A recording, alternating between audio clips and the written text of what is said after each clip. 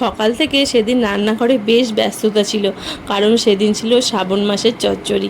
তো চচ্চড়ি বিষয়ে আমি বিশেষ কিছু জানি না, তবে এইটুকুই জানি সেদিনকে তালের লুচি, বড়া, ফুরুলি এই সমস্ত কিছু করতে হয় আর নিরামিষ রান্না করতে হয়।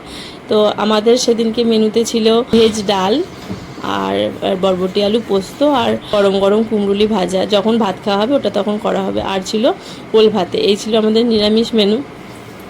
তা মা ওদিকে রান্না চাপিয়েছে আর আমি এসেছি একটুখানি ছাদে জামা কাপড় শুকো দিতে।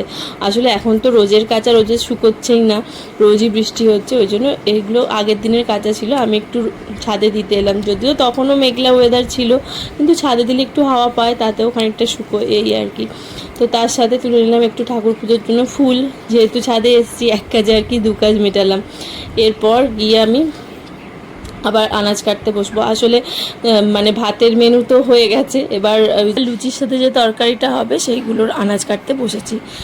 লুচির সাথে হবে কুমড়োর তরকারি আর পটল আলুর তরকারি, মানে একটা ঝাল তরকারি আর একটা মিষ্টি তরকারি।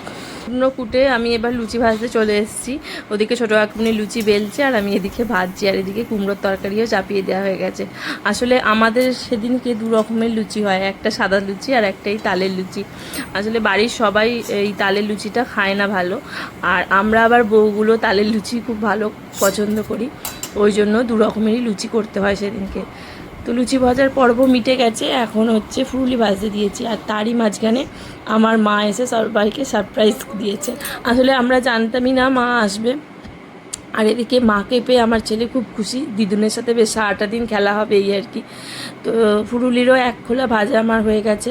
তো এখনও অনেক রান্না বাকি আছে, তাল বড়া, নারকেল বড়া, অনেক কিছু। তো চলুন আজকের ব্লগটা আমি এখানেই শেষ করলাম। ভালো লাগলে অবশ্যই একটা লাইক কমেন্ট করে দেবেন। আজকের মতন টাটা বাই, দেখা হবে পরের একটি ভিডিওতে।